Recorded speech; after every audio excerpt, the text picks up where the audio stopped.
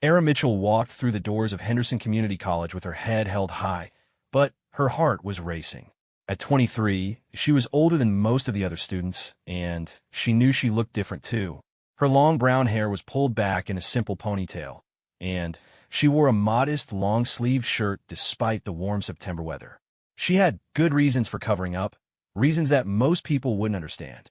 The community college hallways buzzed with the excitement of a new semester. Students chatted in groups, comparing schedules, and catching up on summer adventures. Sarah clutched her backpack straps tighter and navigated through the crowd, looking for room 204 where her first class would begin. She had worked 3 jobs over the summer to save enough money for this moment, and she wasn't going to let anything stop her from getting her degree. As she found her classroom and took a seat in the back row, Sarah noticed a few students glancing her way. She was used to curious looks. At her age, she stood out among the 18 and 19-year-olds who made up most of the student body. What they didn't know was that Sarah had spent the last 5 years of her life in ways most of them couldn't imagine. "Good morning, everyone," said Professor Martinez as he entered the room. "Welcome to Introduction to Psychology. I know some of you are here because it's a required course, but I promise you'll find the human mind fascinating by the end of our semester together." Sarah opened her notebook and began taking careful notes. Education had always been important to her, but life had gotten in the way before she could pursue it properly. Now, finally, she had the chance to focus on her studies and build the future she'd always dreamed of. During the break between classes, Sarah made her way to the student cafeteria. The prices were reasonable, and she had budgeted carefully for meals on campus. As she stood in line with her tray, she overheard a conversation behind her. "Did you see that girl in our psych class?" whispered a voice. "She looks way too old to be here. I bet she's one of those people who couldn't make it in the real world and had to come back to school." Sarah's cheeks burned, but she kept her eyes forward. She had heard worse comments than this, and she had learned to let them roll off her back. What mattered was her education, not what other people thought about her choices. She found an empty table and sat down with her simple lunch of sandwich and an apple. As she ate, she watched the other students laughing and socializing around her. Many of them seemed so young and carefree, worrying about things like weekend parties and dating drama. Sarah remembered being their age, but her life had taken a very different path. Her afternoon class was English composition, and as she walked across campus, the warm weather made her reconsider her clothing choice. The long sleeves were getting uncomfortable, but she wasn't ready to reveal what lay beneath them. Not yet, and maybe not ever in this environment. The English classroom was smaller and more intimate than her psychology class. Professor Chin seemed enthusiastic and energetic, immediately engaging the students in discussion about their writing goals and experiences. "I'd like everyone to introduce themselves and share one interesting thing about their background," Professor Chin announced. "This will help us get to know each other and understand the diverse perspectives you'll bring to your writing." Sarah's stomach dropped. She hated these introduction exercises. How could she possibly explain her background in a way that wouldn't invite questions or judgment? One by one, students shared their stories. Most talked about their hometowns, their majors, or their hobbies. A few mentioned part-time jobs or sports they played in high school. When it was Sarah's turn, all eyes turned to her. "I'm Sarah Mitchell," she said quietly. "I'm 23, and I'm excited to be back in school after taking some time away to figure things out." She paused, choosing her words carefully. "I enjoy reading and hope to major in social work someday." A girl named Ashley, who couldn't have been more than 18, raised her eyebrows. "What did you do during your time away? Like, did you work?" Sarah felt the familiar knot form in her stomach. "I had various jobs," she replied vaguely.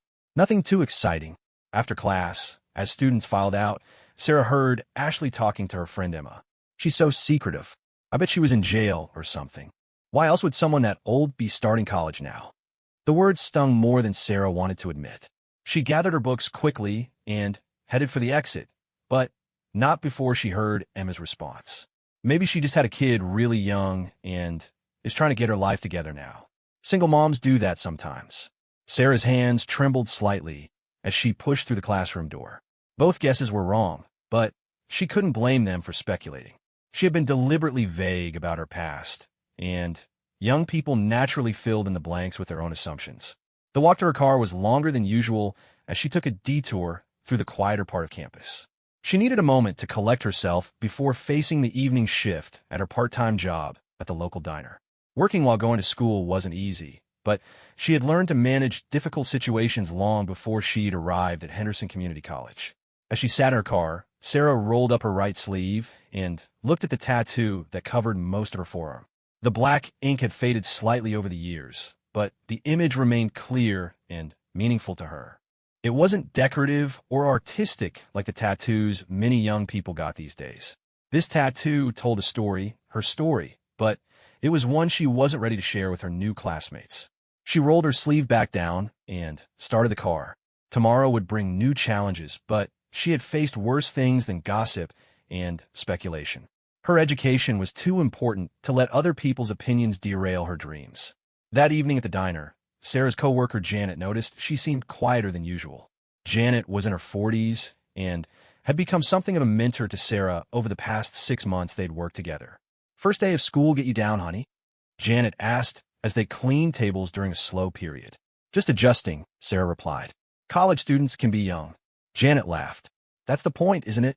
You're getting a fresh start. Don't let a bunch of kids make you feel bad about bettering yourself." "It's not that simple," Sarah said. "They look at me and see someone who doesn't belong. They make assumptions about why I'm there and what I've been doing with my life." "So tell them," Janet suggested. "You've got nothing to be ashamed of, Sarah. Your story might surprise them." Sarah shook her head. "They're not ready to hear my story, and I'm not ready to tell it." The conversation was interrupted by the dinner rush, but Janet's words stayed with Sarah throughout the evening. She had spent so long protecting herself and her past that she'd almost forgotten there might be another way to handle the situation. Later that night, as Sarah studied at her small kitchen table, she thought about her goals. She wanted to become a social worker to help other people who had experienced trauma and difficult transitions. But how could she help others if she couldn't even be honest about her own experiences? Her phone buzzed with a text message from an unknown number. When she opened it, she saw it was from Ashley, her classmate from English composition. "Hey, Sarah. Got your number from the class contact sheet Professor Chin shared. A few of us are going to study together for our first essay assignment. Want to join us tomorrow at the library?" Ashley, Sarah stared at the message for a long time. Part of her wanted to decline and continue keeping her distance from her classmates. But another part of her, the part that had always been brave and willing to face challenges head-on, knew that isolation wouldn't help her succeed in school. She typed back a simple response, "Sure." "What time?" The next morning, Sarah chose her outfit carefully. She wore her usual long sleeves, but she picked a lighter color and styled her hair differently. Maybe it was time to make more of an effort to connect with her classmates, even if she wasn't ready to share everything about herself. The study group met in a corner of the library where several tables were pushed together. Ashley was there with Emma and 2 other students from their class, Marcus and David. They all looked up as Sarah approached with her books. "Thanks for inviting me," Sarah said as she took an empty chair. "Of course," Ashley said brightly. "We're going to need all the help we can get with this essay assignment. Professor Chin seems like he's going to be tough." As they discussed the assignment, Sarah found herself relaxing slightly. Her classmates were focused on their work, and the conversation stayed on academic topics. She even contributed some insights that the others found helpful. "You're really good at analyzing literature," Marcus observed. "Have you studied this stuff before?" "I've always been a reader," Sarah replied honestly. "I had some time to read a lot of books over the past few years." "Lucky," Emma said. "I barely had time to read in high school with all my extracurriculars." The study session went well, and Sarah began to think that maybe she had been too quick to judge her classmates. They seemed genuinely interested in doing well in their courses, and they hadn't asked her any invasive personal questions. As they packed up their books, Ashley turned to Sarah. "This was really helpful. We should definitely do this again. Maybe we could meet at someone's place next time? The library gets so crowded." "You guys can meet at my apartment if you want," Emma offered. "My roommate won't mind, and we have a big dining table." Sarah hesitated. Meeting at someone's home felt more personal, more intimate. But she also recognized this as an opportunity to build the friendships she had been missing. "That sounds good," she said finally. "Great. How about Friday afternoon?" Ashley suggested. "We can work on the next assignment and maybe order pizza or something." As Sarah walked to her car after the study session, she felt a mix of hope and anxiety. She was making progress in connecting with her classmates, but she knew that closer friendships would eventually lead to more personal questions. The long sleeves she wore weren't just about covering her tattoo. They were about protecting the part of herself that she wasn't ready to explain. That afternoon, in her psychology class, Professor Martinez introduced a unit on trauma and resilience. As he explained how people cope with difficult experiences and rebuild their lives, Sarah found herself taking particularly detailed notes. Trauma affects everyone differently, Professor Martinez explained. But one of the most important factors in recovery is the support of community and the ability to find meaning in one's experiences. Sarah looked around a classroom and wondered how many of her fellow students had experienced real trauma in their lives. Most of them looked so sheltered and protected, as if their biggest challenges had been choosing which college to attend or which major to declare. But she also realized she might be making assumptions about them, just as they were making assumptions about her. Everyone carried invisible burdens, and everyone had a story that wasn't immediately apparent to others. After class, as she gathered her books, Sarah noticed that Ashley was approaching her. "Hey, I want to thank you for joining our study group yesterday," Ashley said. "Your insights really helped me understand the assignment better." "I'm glad I could help," Sarah replied. Ashley hesitated for a moment, then continued. "I also wanted to apologize if Emma and I seemed unwelcoming at first. We're not used to having classmates who are older, and I think we made some assumptions that weren't fair." Sarah was surprised by the apology. "You don't need to apologize. I know I'm different from most students here." "Different isn't bad," Ashley said quickly. "I've been thinking about what you said about reading a lot of books over the past few years, and I realized you probably have experiences that could teach the rest of us things. I hope you'll continue studying with us." As Ashley walked away, Sarah felt a warmth in her chest that she hadn't experienced in a long time. Maybe there was hope for genuine connections with her classmates after all. That evening at the diner, Sarah found herself humming softly as she worked. Janet noticed her improved mood immediately. "Someone's feeling better today," Janet observed. "School going better?" "A little," Sarah admitted. "I joined a study group, and the students seem nicer than I initially thought." "That's wonderful, honey. You deserve to have friends and support while you're working toward your degree." As the evening wore on, Sarah thought about Ashley's apology and her comments about learning from Sarah's experiences. Maybe the time was coming when she would need to decide how much of her story she was willing to share. The tattoo on her arm seemed to pulse with significance under her long sleeve. It represented the most important chapter of her life, the chapter that had shaped her into the person she was today. But it also represented a world that most college students couldn't understand, a world of sacrifice and service that seemed very far away from the concerns of homework assignments and social events. For now, she would continue to protect that part of herself. But she was beginning to realize that complete isolation wasn't the answer either. Somewhere between total secrecy and full disclosure, there might be a middle ground where she could build meaningful relationships while still honoring the privacy of her most sacred experiences. As she cleaned the last table of her shift, Sarah made a mental note to buy some shorter sleeve shirts for the weekend study session at Emma's apartment.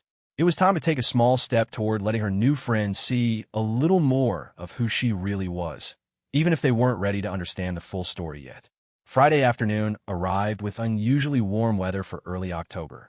Sarah stood in front of her small closet, staring at the few short-sleeved shirts she owned. Her hands trembled slightly as she reached for a simple blue t-shirt. After months of hiding behind long sleeves, the thought of exposing her arms felt both liberating and terrifying. She pulled the shirt over her head and looked at herself in the mirror. The tattoo on her right forearm was clearly visible now, a complex design in black ink that covered the area from her wrist to just below her elbow. To most people, it would look like military insignia, but they wouldn't understand its true meaning. Sarah took a deep breath and grabbed her backpack. She had promised herself she would take this small step toward openness, and she wasn't going to back down now. Emma's apartment was in a complex near campus, and Sarah could hear laughter coming from inside as she knocked on the door. Emma answered with a bright smile. "Sarah, come in. You're the last to arrive," Emma said, then paused as she noticed Sarah's outfit. Her eyes immediately went to the tattoo.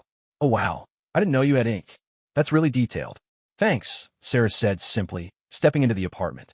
The living room had been transformed into a study space, with textbooks and Notebooks spread across a large dining table. Ashley, Marcus, and David were already seated, snacks and drinks within easy reach. They all looked up as Sarah entered, and she saw their eyes immediately drawn to her exposed tattoo. "Holy shit," Marcus said, then quickly apologized. "Sorry, I mean, wow. That's some serious artwork." Ashley leaned forward, squinting at the design. "Is that military? It looks official." Sarah felt her chest tighten. She had known this moment would come, but she hadn't prepared herself for how exposed she would feel. "It's related to my previous work," she said carefully. "Were you in the military?" David asked with obvious curiosity. "My cousin is in the Army. He's always talking about wanting to get a tattoo when he gets out." The room fell silent as everyone waited for Sarah's response. She could feel their eyes on her, studying her face and trying to piece together the puzzle of her background. This was exactly what she had been trying to avoid. "I served for a few years," Sarah said finally. "That's why I'm older than most students. I got out and decided to pursue education." "That's so cool," Emma exclaimed. "I've never met a female veteran before." "What branch?" Sarah hesitated. She could give a simple answer and hope they would move on to their schoolwork. But something in their expressions, genuine interest rather than judgment, made her consider being slightly more open. "Navy," she said quietly. "Did you deploy anywhere?" Marcus asked. "My cousin went to Afghanistan twice." Sarah's hands began to shake slightly, and she clasped them together under the table. "I did deploy, but I'd rather not talk about the details, if that's okay. I'm here to focus on school now." Ashley seemed to sense Sarah's discomfort. "Of course. We should get started on this assignment anyway. Professor Chun is expecting some serious analysis." Sarah felt grateful for the subject change, but she noticed that her classmates kept glancing at her tattoo throughout the study session. She tried to focus on their discussion of the literary themes they were analyzing, but part of her mind was consumed with worry about what questions might come next. As they worked through their essays, Sarah found herself contributing more to the discussion than she had before. Her life experiences had given her a different perspective on themes of loss, sacrifice, and resilience that the authors were exploring. Her insights impressed her study partners, even though she couldn't explain where her understanding came from. "You really get the emotional depth of this story," Ashley observed. "It's like you've experienced some of these feelings yourself." Sarah nodded, but didn't elaborate. The truth was that she had experienced many of the emotions the authors described: fear, grief, brotherhood, purpose, but in ways that her young classmates couldn't imagine. After 2 hours of productive work, Emma suggested they take a break and order the pizza she had promised. As they waited for the delivery, the conversation naturally drifted away from their assignments. "So what was it like being in the Navy?" David asked. "Did you get to travel to cool places?" Sarah chose her words carefully. "I went to some interesting places, but military travel isn't really like vacation travel. You're there to work, and the circumstances are usually pretty serious." "Were you on a ship?" Emma asked. "I get seasick just thinking about being on a boat for months." "I spent some time on ships, but I also worked on land in various locations," Sarah replied. She was trying to be honest without revealing too much about her specific role and experiences. Marcus leaned back in his chair. "I almost joined the Marines after high school, but my parents wanted me to go to college first. Sometimes I wonder what it would have been like." "College is a good choice," Sarah said firmly. "Education opens doors that stay open for your whole life. Military service can be meaningful, but it's not for everyone." "Do you miss it?" Ashley asked. "The military, I mean." Sarah was quiet for a long moment. She missed many things about her service: the sense of purpose, the brotherhood, the feeling that her work truly mattered. But she also carried scars from her time in service that her classmates couldn't see. "I miss some parts of it," she said finally. "But I'm exactly where I need to be right now." The pizza arrived, providing another distraction from the personal questions. As they ate, the conversation shifted to lighter topics: upcoming assignments, campus events, and their professors' quirks. Sarah began to relax again, grateful that her friends seemed to respect her boundaries about discussing her military service. After they finished eating and completed their work for the day, Sarah helped clean up while the others packed their books. As she was getting ready to leave, Ashley approached her privately. "Thank you for sharing about your service," Ashley said quietly. "I know that was probably hard to talk about. My grandfather was a veteran, and he never liked to discuss his experiences either." Sarah felt an unexpected emotion rising in her throat. "It's just complicated." There are some things that are hard to explain to people who haven't been there. I get it, Ashley said. Well, as much as I can without having experienced it myself.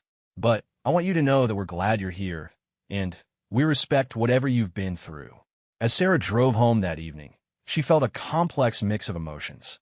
She had taken a significant step by revealing her military service, and her classmates had reacted better than she had feared.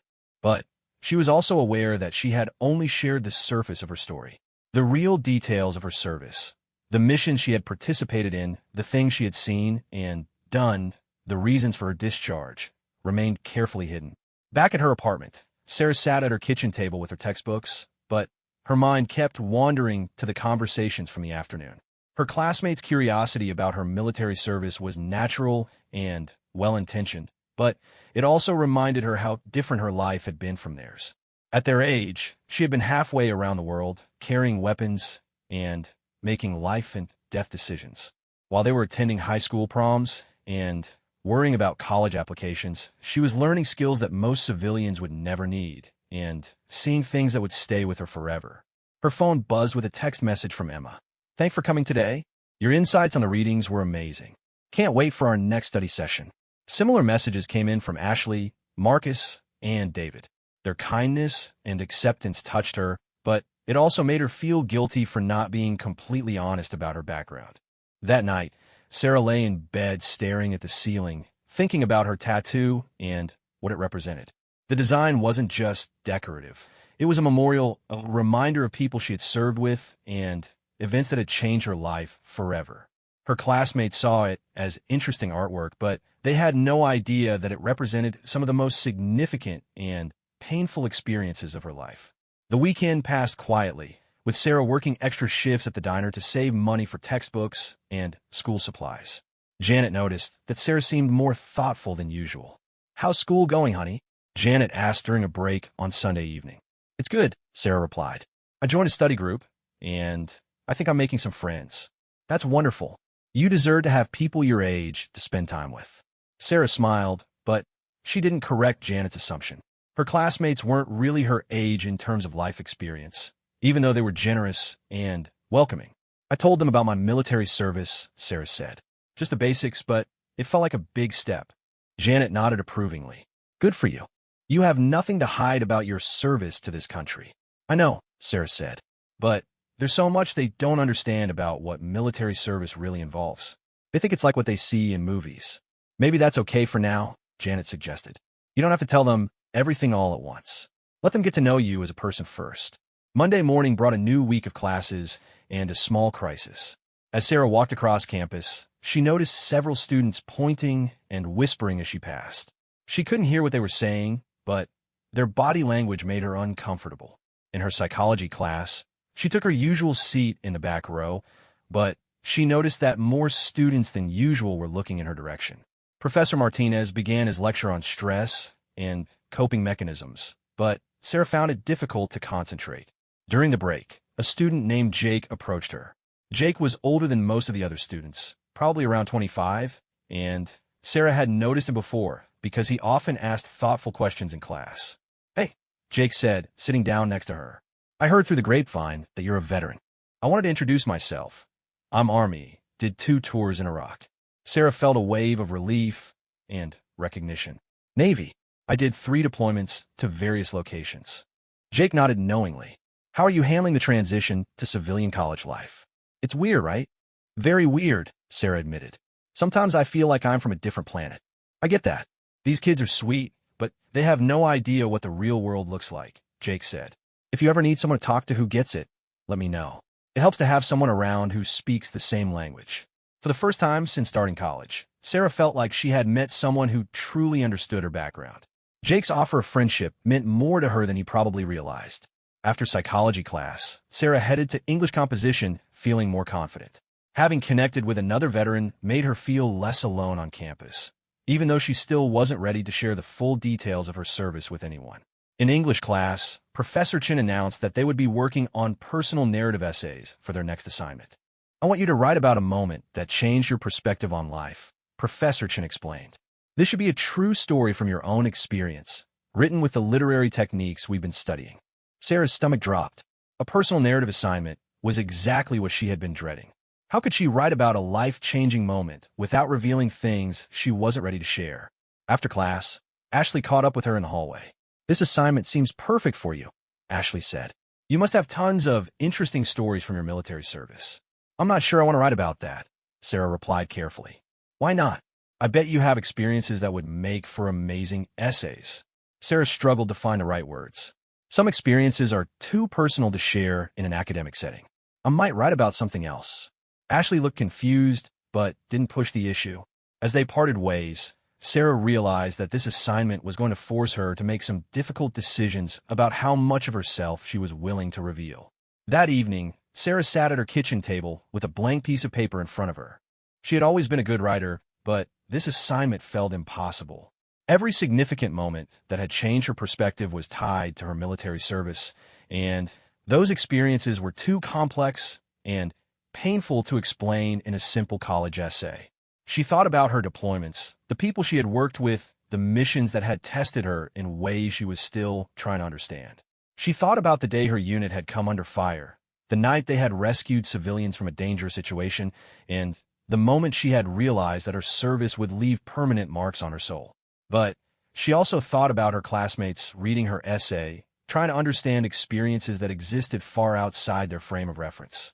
How could she explain the weight of carrying a weapon in hostile territory to people who worried about pop quizzes and social media drama? Sarah picked up her pen and began to write about a different kind of transformation, the moment she had decided to leave the military and pursue education. It wasn't the whole truth, but it was a truth that she could share without exposing the deepest parts of her story. As she wrote, she thought about the conversation with Jake earlier that day. Maybe having another veteran on campus would make the rest of her college experience easier. Someone who understood the challenges of transitioning from military life to civilian education could be an invaluable ally. But she also knew that even among veterans, her specific experiences were unique. The tattoo on her arm represented a level of service and sacrifice that not all military members had experienced. Even Jake, with his Army background and combat deployments, might not fully understand the particular type of work she had done. Late that night, as Sarah finished the first draft of her essay, she made a decision. She would continue to share small pieces of her story with her classmates and professors, but she would protect the core of her military experience until she was certain that the people around her were ready to handle that level of truth. The tattoo on her arm would remain a mystery for now. Its true meaning known only to her, and to the few people who had served alongside her in places that most Americans would never see. But perhaps someday she would find people worthy of hearing the complete story of what that ink really represented. 3 weeks had passed since Sarah had first revealed her military background to her study group, and life at Henderson Community College had settled into a comfortable routine. Her friendships with Ashley, Emma, Marcus, and David had deepened, though she still kept many aspects of her past carefully guarded. The personal narrative essay she had written about transitioning to civilian life had earned praise from Professor Chun, but she had deliberately kept it vague about the specifics of her military service. On a crisp Monday morning in late October, Sarah arrived on campus to find an unusual buzz of activity. Colorful banners hung across the main walkway announcing Veterans Week, and tables were being set up for various events and displays. Sarah's stomach tightened as she realized the campus would be celebrating military service all week. "This is so cool," Emma said, catching up with Sarah near the main entrance. "Look at all these displays. I had no idea there were so many veterans on campus." Sarah nodded politely but felt increasingly uncomfortable as they walked past tables showing military memorabilia, recruitment information, and historical displays. While she appreciated the intention to honor veterans, she wasn't ready for this level of attention on military service. "Oh my gosh, Sarah!" Ashley appeared at her elbow, practically bouncing with excitement. "This week is going to be perfect for you. You should totally participate in some of these events." Before Sarah could respond, Marcus and David joined their group. David was reading from a flyer he had picked up. "They're having a panel discussion on Wednesday with local veterans talking about their experiences," David said. "Sarah, you should totally be on the panel. You could represent Navy veterans." Sarah felt her chest tighten. "I don't think that's a good idea. I'm not really comfortable speaking publicly about my service." "Come on," Marcus encouraged. "You always have such interesting perspectives in class." I bet you have amazing stories to share.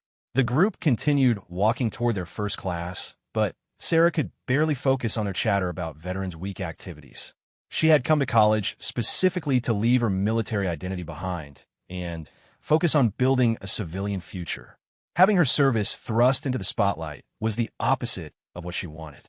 During psychology class, Professor Martinez announced that he would be giving extra credit to any students who attended Veterans Week events and wrote reflection papers about them.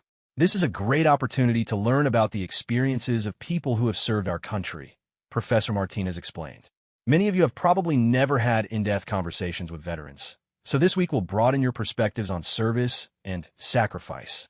Sarah sank lower in her seat as she noticed several classmates glancing in her direction. Word about her military background had apparently spread beyond her immediate study group. After class, Jake approached her again. "How are you feeling about all this Veterans Week stuff?" he asked quietly. "Honestly, I hate it," Sarah admitted. "I didn't come to college to be treated like a curiosity or an educational exhibit." Jake nodded sympathetically. "I get that, but maybe there's an opportunity here. Sometimes sharing our stories with people who've never heard them can be meaningful, both for us and for them." Sarah shook her head. "There are parts of my story that aren't meant for college students to hear. Some experiences don't translate well to civilian audiences." "Fair enough," Jake said. "But remember, you control how much you share. You don't have to tell them everything." As Sarah walked to her next class, she thought about Jake's words. Maybe he was right that she could participate in Veterans Week activities without revealing the deeper aspects of her service. But she also knew that once she started sharing, people would want to know more. Wednesday arrived with the veterans panel discussion that her friends had been encouraging her to attend. Sarah had managed to avoid signing up as a panelist, but her study group had insisted that she come to support the veterans who were speaking. The college auditorium was packed with students and community members. Sarah sat in the back row with her study group, hoping to remain inconspicuous. The panel consisted of 5 veterans from different branches and eras of service, including Jake and an older woman named Patricia who had served in the Air Force during the Gulf War. As the panelists shared their stories, Sarah found herself deeply moved by their honesty and vulnerability. They spoke about the challenges of deployment, the bonds formed with fellow service members, and the difficulties of transitioning back to civilian life. But their stories were also sanitized for the audience, focusing on themes of growth and patriotism without delving into the darker aspects of military service. During the question and answer session, a young student raised her hand. "What's the most important thing you want civilians to understand about military service?" the student asked. Patricia answered first. "I think it's important for people to understand that we're just regular people who chose to serve. We have the same hopes and dreams as everyone else." Jake nodded in agreement. "And that military service affects everyone differently. Some people have positive experiences, others struggle with what they've seen and done. There's no single story that represents all veterans." As the panel concluded, Ashley turned to Sarah. "I wish you had been up there," she whispered. "You could have added so much to their discussion." Sarah felt a familiar knot in her stomach. Her experiences were vastly different from what the panelists had shared, and she wasn't sure her perspective would have been appropriate for this audience. After the event, the study group decided to attend a reception in the Student Center where attendees could mingle with the panelists and other veterans. Sarah reluctantly agreed to join them, though she planned to keep a low profile. The reception was crowded and loud, with students eagerly approaching veterans to ask questions and express their appreciation. Sarah stood near the edge of the room, nursing a cup of coffee and watching the interactions. "You look like you're trying to disappear," said a voice behind her. Sarah turned to see a man in his 40s wearing a casual button-down shirt and khakis. He had the bearing of someone with military experience, though he wasn't wearing any obvious indicators of service. "Just observing," Sarah replied carefully. "I'm Tom Bradley," the man said, extending his hand. "I'm a counselor at the VA, and I was invited to speak with students about resources for veterans." "Sarah Mitchell," she replied, shaking his hand. "Are you a veteran yourself?" Tom asked. "You have the look of someone who's served." Sarah hesitated. She had learned to trust her instincts about people, and something about Tom's demeanor suggested he would understand her reservations. "Navy," she said quietly, "but I'm not really comfortable with events like this." Tom nodded knowingly. A lot of veterans struggle with the public attention, especially those who've had more intense experiences that don't translate well to civilian conversations. Sarah felt a jolt of recognition. Tom seemed to understand something that even Jake hadn't fully grasped. "What kind of work did you do in the Navy?" Tom asked gently. Sarah looked around the crowded room, then back at Tom. There was something in his eyes that suggested he already suspected her answer. "Special operations," she said quietly. "Maritime security and hostage rescue." Tom's expression didn't change, but she saw a flicker of understanding in his eyes. "That's serious work. How long were you in?" 5 years. 3 deployments. Honorable discharge?" Sarah hesitated, then shook her head slightly. "Medical." Tom was quiet for a moment, processing her words. Medical discharges from special operations were usually related to either physical injuries or psychological trauma that made continued service impossible. "How are you doing with the transition?" Tom asked. "Civilian life can be challenging after that kind of work. Some days are better than others," Sarah admitted. "College helps. It gives me something to focus on." "That's smart. Education is one of the best paths forward for veterans with your background." Tom pulled a business card from his pocket. "If you ever want to talk with someone who understands what you've been through, give me a call. I work with a lot of special operations veterans." Sarah took the card and slipped it into her pocket. For the first time since Veterans Week had begun, she felt like someone truly understood her situation. Their conversation was interrupted by Ashley's voice calling her name across the room. "Sarah, come meet someone." Sarah turned to see Ashley approaching with an older man in a military dress uniform. Her heart rate immediately spiked as she recognized the insignia of a Navy captain. "Sarah, this is Captain Morrison," Ashley said proudly. "He's the guest speaker for tomorrow's ceremony." "Captain Morrison, this is my friend Sarah who served in the Navy." Captain Morrison extended his hand with a professional smile. "Pleased to meet you, Sarah. What was your rate in the Navy?" Sarah felt all eyes on her as students nearby turned to listen to the conversation. This was exactly the kind of attention she had been trying to avoid. "I was a naval special warfare operator," she said quietly, hoping to end the conversation quickly. Captain Morrison's expression immediately changed. His casual smile disappeared, replaced by something much more serious and respectful. "Special warfare," he repeated quietly. "What unit?" Sarah felt trapped. Ashley and several other students were listening intently, clearly curious about what the captain's reaction meant. "SEAL Team 6, she said, barely above a whisper. The effect of her words was immediate and dramatic. Captain Morrison straightened to attention and rendered a sharp salute, which Sarah automatically returned despite being in civilian clothes. "Ma'am," Captain Morrison said with deep respect in his voice, "it's an honor to meet you." The small group of students around them fell completely silent. Ashley's mouth was literally hanging open, and Emma looked like she was trying to process what she had just witnessed. "I apologize," Captain Morrison continued. "I had no idea we had an operator in attendance. Your service record must be extraordinary." Sarah felt heat rising in her cheeks as more people in the reception began to notice the commotion. Students were whispering and pointing, trying to understand why a Navy captain was saluting their classmate. "Thank you, sir," Sarah said quietly. "But I prefer to keep a low profile." Captain Morrison nodded immediately. "Of course. But please know that your presence at this institution honors us all." As the captain moved away to continue his conversations with other attendees, Sarah found herself surrounded by her study group and several other students, all staring at her with expressions ranging from awe to confusion. "What the hell just happened?" Marcus asked. "Why did he salute you like that?" Sarah felt like the walls of the room were closing in on her. This was her worst nightmare, being put on display in front of people who couldn't possibly understand the reality of her experiences. "I need some air," she said, pushing through the crowd toward the exit. Ashley followed her outside into the cool evening air. "Sarah, wait. What was that about? What's SEAL Team 6? Sarah stopped walking and turned to face her friend. Ashley's expression was full of genuine concern and curiosity, without any trace of judgment or mockery. "It's a special operations unit," Sarah said carefully. "We did difficult missions." "Like what kind of missions?" Ashley asked.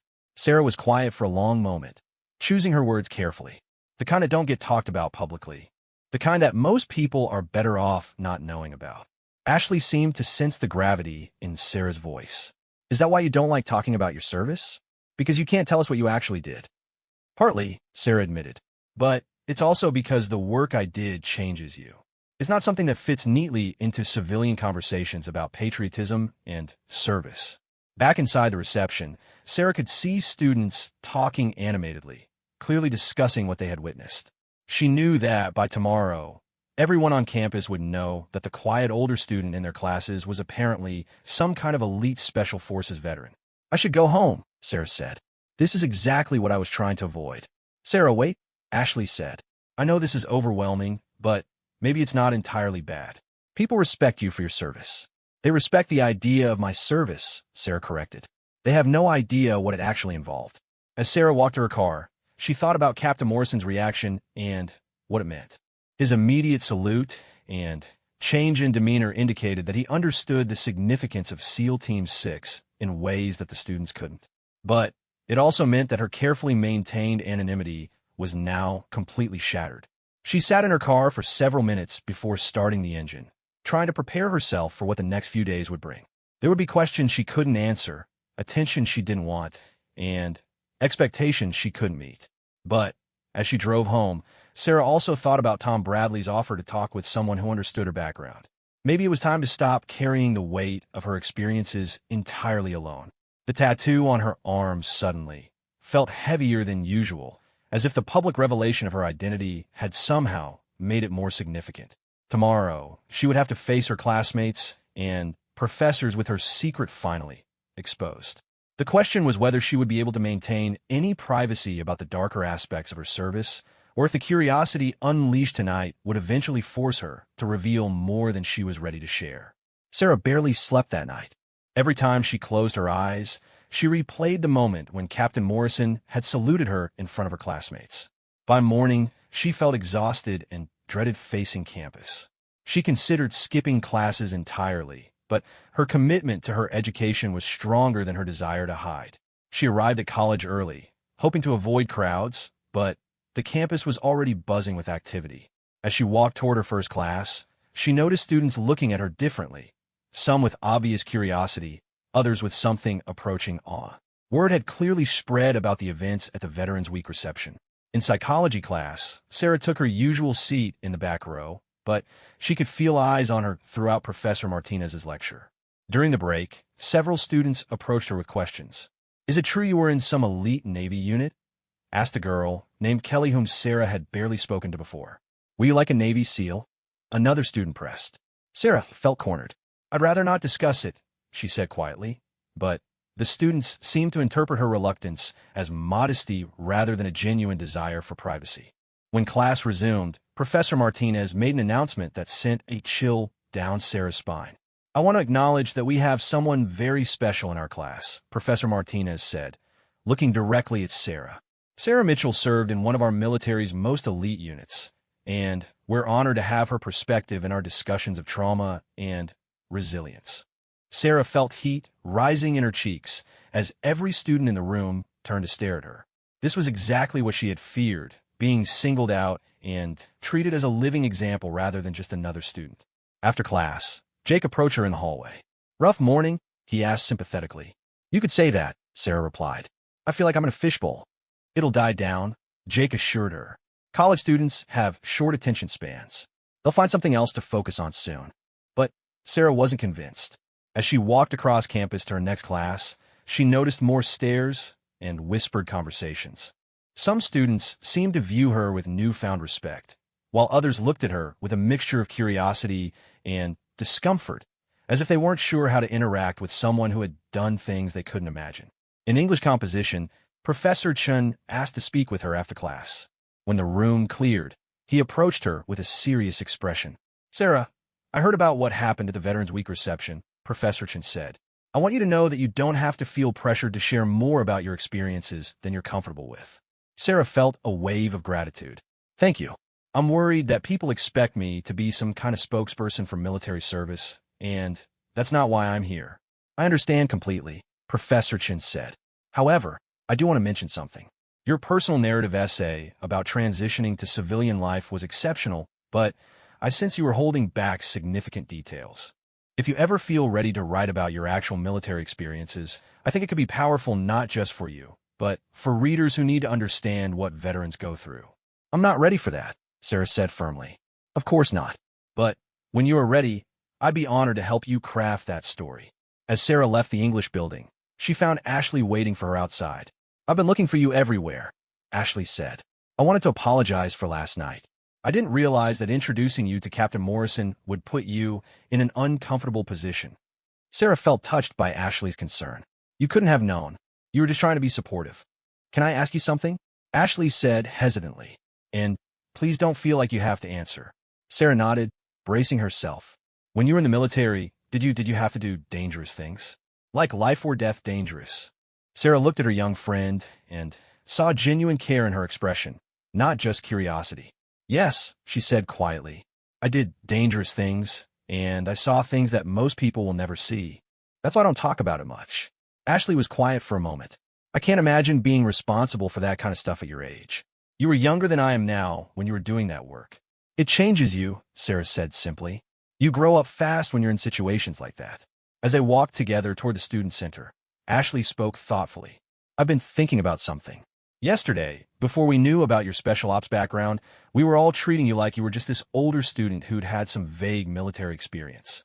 But you're actually someone who's done things that matter on a national level, aren't you? Sarah felt uncomfortable with Ashley's characterization. I was part of a team. Individual recognition isn't really how it works in special operations. But still, Ashley persisted. You must have stories that are incredible. And here we were worried about quiz grades and social drama, while you're sitting there having actually saved lives or stopped bad guys or whatever it is you did. Different experiences don't make one person more important than another, Sarah said carefully. Your concerns and goals are just as valid as anyone else's. They reached the student center, where the Veterans Week displays were still prominent. Sarah noticed that several students pointed at her as they walked past the military memorabilia exhibits. Sarah, Marcus called out, approaching with David and Emma. We've been looking for you.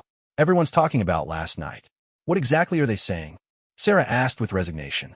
That you're some kind of badass special forces operative, David said with obvious excitement. Is it true you can't talk about your missions because they're classified? Sarah felt overwhelmed by their enthusiasm. Some information is classified, yes. But most I don't talk about my experiences because they're personal and complicated. Emma leaned forward eagerly. But you could probably disarm someone with your bare hands, right? Sarah closed her eyes briefly. This was exactly what she had feared. Her classmates reducing her military experience to action movie stereotypes. Real combat isn't like what you see in movies, Sarah said firmly. It's traumatic and complex, and the skills we learned were for protecting people, not for showing off. Marcus seemed to sense her discomfort. Sorry, we don't mean to bombard you with questions. It's just really cool to know someone who's done that kind of work. I appreciate your interest, Sarah said, but I hope you can understand that I came to college to be a student, not to be defined by my military service. As the group dispersed to their respective classes, Sarah felt more isolated than ever. Her classmates meant well, but their excitement about her background made her feel like a curiosity rather than a friend. That afternoon, Sarah had planned to work on assignments in the library, but she found it impossible to concentrate with students constantly approaching her with questions about her military service. Finally, she gathered her books and headed to her car, deciding to study at home instead. As she walked across the parking lot, she was surprised to see Captain Morrison approaching her. He was now in civilian clothes, but his military bearing was unmistakable. Ms. Mitchell, Captain Morrison said respectfully, I hope you don't mind me approaching you. I wanted to speak with you privately. Sarah felt apprehensive, but nodded. Of course, sir. First, I want to apologize for yesterday evening, Captain Morrison said. I realized after our encounter that my reaction may have drawn unwanted attention to you. That wasn't my intention. I appreciate that, sir, Sarah replied. Captain Morrison looked around the parking lot to ensure they weren't being overheard, then continued. I spent some time last night looking into SEAL Team 6 operations from the time frame when you would have served. I have clearance to access some mission reports, and I wanted to understand what you might have experienced. Sarah felt her stomach drop. Sir, I'm not sure. Captain Morrison held up his hand gently. I'm not asking for details about classified operations, but I did review some general information about Team 6 deployments during your service period, and I want you to know that I understand why you might be reluctant to discuss your experiences. Sarah felt a complex mix of relief and anxiety. Having a senior officer acknowledge the nature of her service felt validating, but it also made her feel more exposed. "The reason I wanted to speak with you," Captain Morrison continued, "is that I think you might benefit from connecting with other Team 6 veterans who are further along in their civilian transitions. I know several former operators who found meaningful second careers while processing their military experiences in healthy ways." "I'm not sure I'm ready for that," Sarah said honestly. "I understand. But when you're ready, I'd be happy to make some introductions." The transition from elite special operations to civilian life is particularly challenging, and it helps to have mentors who've walked that path successfully. Captain Morrison handed her another business card. "My contact information.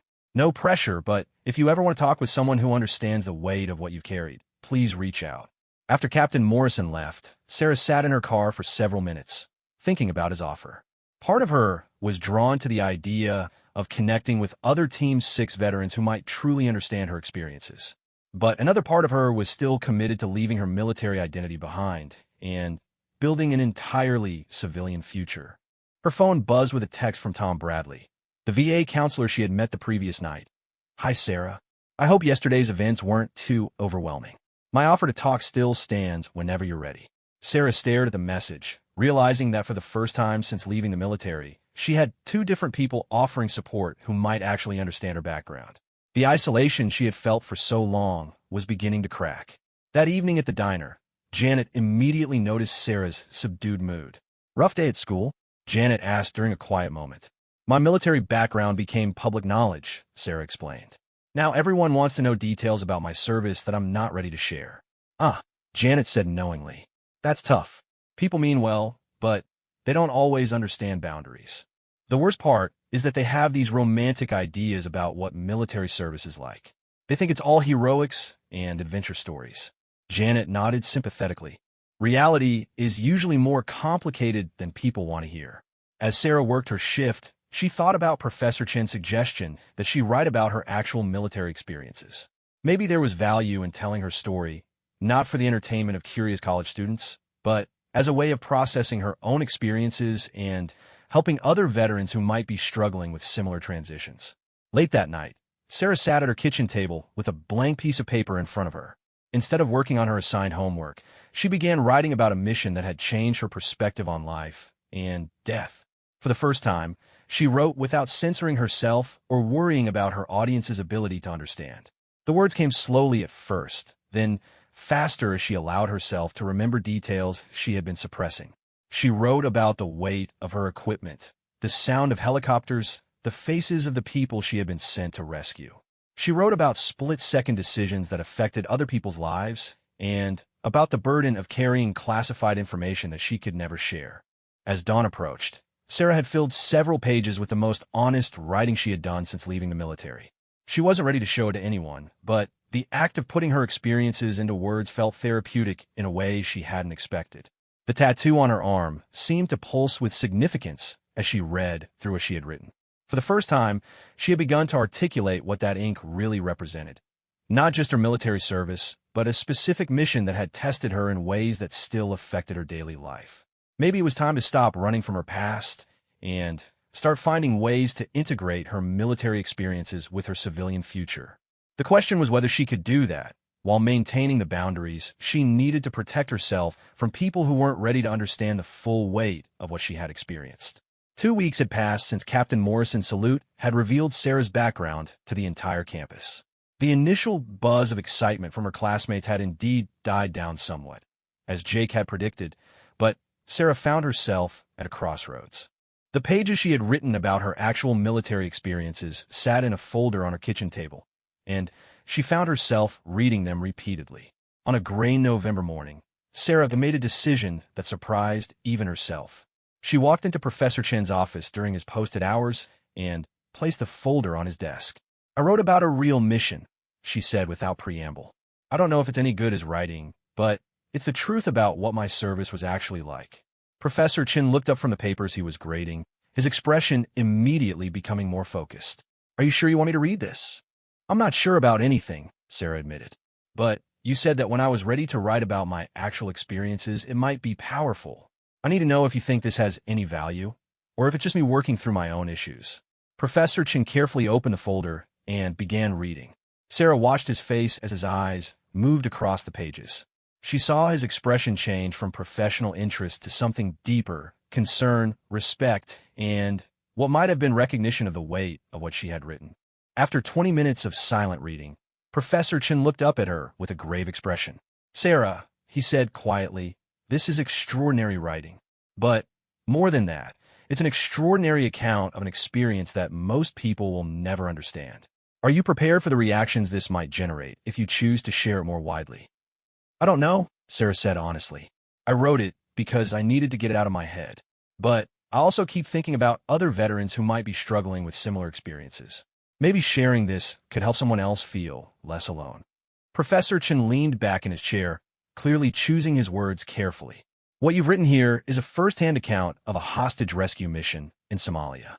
You've described making life and death decisions under extreme pressure, losing a team member, and living with the knowledge that your actions directly affected whether civilians lived or died." Sarah nodded, feeling exposed, but also relieved that he understood the significance of what she had shared. "This isn't typical college writing," Professor Chen continued. "This is testimony. It's a historical record of events that shaped international policy, written by someone who was actually there. If you're serious about sharing this, we need to think carefully about how and where." "What do you mean?" "I mean that this could be published in military journals, veterans publications, or even mainstream magazines that focus on first-hand accounts of military operations. But you need to be prepared for the scrutiny that would come with that level of exposure." Sarah felt a flutter of anxiety.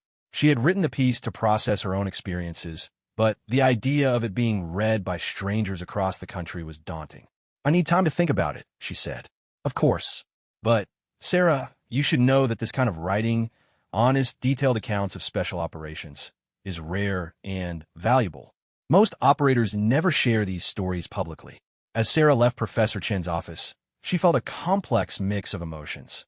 Pride that her writing was being taken seriously, anxiety about the potential consequences of sharing her story publicly, and a strange sense of relief that someone finally understood the full scope of what she had experienced. That afternoon, she decided to take Captain Morrison up on his offer to connect with other Team 6 veterans. She called the number on his business card and left a message explaining that she was ready to speak with someone who had successfully transitioned to civilian life. Captain Morrison called her back within hours and arranged a meeting for the following day at a coffee shop near campus. He explained that he would be bringing Commander James Rodriguez, a former Team 6 operator who now worked as a trauma counselor specifically for special operations veterans. Sarah spent the evening preparing herself mentally for the conversation. She had avoided connecting with other Team 6 veterans since her discharge, partly because she wasn't sure she was ready to revisit those experiences, and partly because she feared they would judge her for the circumstances of her medical discharge. The next day, Sarah arrived at the coffee shop early and chose a table in a quiet corner. Captain Morrison arrived promptly at the scheduled time, accompanied by a man in his early 40s who carried himself with the unmistakable bearing of special operations experience. "Sarah, this is Commander Rodriguez," Captain Morrison said as they sat down. He served with Team 6 for 8 years and has been working in veteran mental health for the past 5. Commander Rodriguez extended his hand with a genuine smile. "Call me James, and thank you for being willing to meet. It takes courage to reach out." As Captain Morrison excused himself to give them privacy, James ordered coffee and settled into his chair. "So, tell me about your transition. How long have you been out?" "About 18 months, Sarah replied. "I got out on medical, and I've been struggling with integrating my experiences with civilian life." James nodded knowingly. Medical discharge can be particularly challenging because it often feels like your career was cut short rather than concluding naturally. "What kind of work are you doing now?" Sarah explained her decision to pursue education and her goals of becoming a social worker. As she talked, she found herself sharing details about her college experience and her struggle to maintain boundaries around her military service. "The hardest part," Sarah said, "is that people either want to treat me like a hero or they want dramatic stories about missions. But the reality of what we did is too complex for those simple narratives." "That's exactly why I do the work I do now," James said. "Civilians often can't hold space for the full complexity of special operations experiences. They want either inspiration or entertainment, but they're not prepared for the psychological reality of what we've seen and done." "How do you deal with that?" I've learned to compartmentalize my audiences, James explained. I share different levels of detail with different people, depending on their ability to handle it and their need to know. My wife knows everything. My children know basic facts. My civilian friends know general themes. And my professional colleagues know whatever is relevant to helping other veterans. Sarah felt a sense of recognition. I've been trying to figure out how to do exactly that. James leaned forward slightly. Captain Morrison mentioned that you've written about some of your experiences. That's a significant step. Writing can be incredibly therapeutic for operators, but it can also be a way to help other veterans feel less isolated. My professor thinks it could be published, Sarah said hesitantly, but I'm not sure I'm ready for that level of exposure. What specifically worries you about publication? Sarah considered the question. I'm afraid that people will sensationalize it, or that they'll focus on the dramatic elements and miss the human cost. I'm also worried about my former teammates' privacy. Those are valid concerns, James said, but they're also manageable if you work with editors who understand military culture and if you're clear about your boundaries. You could publish under a pseudonym, change identifying details, or focus on your personal emotional journey rather than operational specifics. They talked for 2 more hours, covering everything from nightmares and hypervigilance to the challenge of forming civilian relationships when your experiences are largely unknowable to others. For the first time since her discharge, Sarah felt like she was talking with someone who truly understood the specific challenges of transitioning from elite special operations to civilian life. As they prepared to leave, James handed her a business card for a support group he facilitated specifically for female special operations veterans. We meet once a month, James explained. It's a small group, only about 8 women, but they all have similar backgrounds and struggles. You might find it helpful to talk with others who've walked this path. That evening, Sarah called Tom Bradley, the VA counselor she had met during Veterans Week. She explained that she was ready to explore counseling and that she had been referred by James Rodriguez. James is excellent, Tom said. He understands the unique challenges of Team 6 transitions better than almost anyone. How are you feeling about taking this step? Scared but ready, Sarah admitted. I've been isolating myself for too long. That's a common pattern for operators. The skills that keep you alive in hostile environments can become barriers to connection in civilian settings.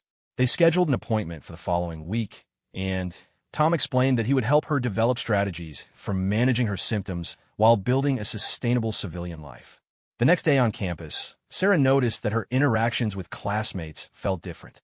She was still protective of her privacy, but she felt less defensive and more capable of setting appropriate boundaries. During their regular study group meeting, Ashley broached the topic that had been on everyone's mind. Sarah, we've all been wanting to ask, how are you handling all the attention from your military background becoming public knowledge? Sarah looked around the table at her friends, Ashley, Emma, Marcus, and David, and realized that their curiosity came from genuine care rather than mere fascination. It's been challenging, Sarah said honestly. I came to college to focus on my future, not to be defined by my past. But I'm learning that completely separating those 2 parts of my life isn't healthy either. Is there anything we can do to make it easier? Emma asked. Like, are there questions we should avoid or ways we can support you better? Sarah felt touched by Emma's thoughtfulness. Just remember that I'm still the same person it was before you knew about my military background. My experiences shaped me, but they don't define everything about who I am now. Marcus nodded. We get that. And we want you to know that we respect whatever boundaries you need around talking about your service. As they continued their study session, Sarah felt a shift in the group dynamic. Her friends were still curious about her background, but they seemed more focused on supporting her as a student and friend rather than trying to extract dramatic stories from her. That weekend, Sarah made 2 important decisions. First, she attended James Rodriguez's support group for female special operations veterans. The meeting was held in a private room at the VA facility, and as Sarah walked in, she was struck by the immediate sense of recognition she felt with the other women present. These women carried themselves differently from her college classmates. They had the same alert awareness, the same efficient movements, and the same guarded expressions that Sarah recognized in herself. But they also seemed more at peace than she felt, as if they had found ways to integrate their military experiences with their civilian lives. During the meeting, Sarah listened as the women shared updates about their week. Challenges with nightmares, successes in their civilian careers, struggles with relationships, and victories in their healing journeys. When it was her turn to speak, Sarah found herself sharing more openly than she had with anyone since her discharge. "I've been trying to hide from my military experiences," she said. "But recently they've become public knowledge at my college, and I'm realizing that complete avoidance isn't working for me." An older woman named Maria, who had served with Team 6 for 6 years, nodded knowingly. "I tried that approach for 3 years after I got out. It just made me feel more isolated and angry." "What changed?" Sarah asked. "I realized that my experiences, even the difficult ones, are part of what makes me valuable in my civilian work. I'm a police detective now, and my military background helps me understand complex situations and make decisions under pressure." Another woman, Lisa, who now worked as a nurse, added, "I also started sharing my story in controlled ways, writing for veterans publications, speaking at military conferences. It helped me process my experiences while also contributing to conversations about women in special operations." Sarah's second decision was to give Professor Chin permission to submit her written account to a military journal for publication consideration. She would use a pseudonym and change identifying details, but she wanted to contribute to the limited literature about Team 6 experiences, particularly from the perspective of female operators. "I think this could help other veterans," she told Professor Chun during their follow-up meeting, "and I think it might help me move forward in my own healing process." Professor Chin smiled. "I think you're making a brave and important choice. This kind of authentic writing about military experiences is rare and valuable." As the semester neared its end, Sarah reflected on how dramatically her college experience had changed since that first day when she had hidden behind long sleeves and vague answers about her background. She was still protective of her privacy and selective about what she shared with whom, but she no longer felt like she was living in complete isolation from her own experiences. The tattoo on her arm no longer felt like a secret she had to hide. During a recent study session, David had asked about its significance, and Sarah had been able to give him an honest answer. "It's a memorial for my team members and a reminder of missions that changed my life. The specific details are personal, but it represents the most meaningful work I've ever done." Her classmates had accepted that explanation without pushing for more details, and Sarah realized that people were generally more respectful of boundaries than she had feared. As she prepared for final exams, Sarah also prepared for the next phase of her civilian transition. She would continue her education with a clearer sense of how her military experiences could inform her future work in social services. She would maintain her connection with the support group and her counseling sessions with Tom Bradley, and she would wait to see if her written account would be published, potentially helping other veterans feel less alone in their own transitions. Most importantly, Sarah had learned that healing didn't require forgetting or hiding from her past. Instead, it meant finding ways to honor her experiences while building a meaningful future. The young woman who had walked onto Henderson Community College campus, trying to invisible, had evolved into someone who could stand proudly in both her military and civilian identities. The mocking voices she had feared from her classmates had never materialized. Instead, she had found respect, support, and genuine friendship from people who might not fully understand her experiences, but who cared about her as a person. And in connecting with other veterans who shared similar backgrounds, she had begun to rebuild the sense of brotherhood and purpose that she had missed since leaving the military. As Sarah packed up her books on the last day of the semester, Ashley approached her with a small wrapped package. "This is from all of us," Ashley said, indicating their study group. "We wanted you to have something to remember your first semester by." Sarah unwrapped the package to find a framed photo of their group taken during one of their study sessions, along with a handwritten note that read, "Thank you for trusting us with your friendship and for showing us what real courage looks like. We're proud to know you." Looking at the photo, Sarah realized that she had achieved something she hadn't thought possible when she first enrolled in college. She had built genuine friendships while maintaining her dignity and privacy. She had found ways to honor her military service without being trapped by it, and she had begun to envision a future where all parts of her identity could coexist. The tattoo on her arm would always carry the weight of her experiences, but it no longer felt like a burden she had to bear alone. It was part of her story, and she was finally learning how to tell that story in ways that honored both her past service and her future dreams.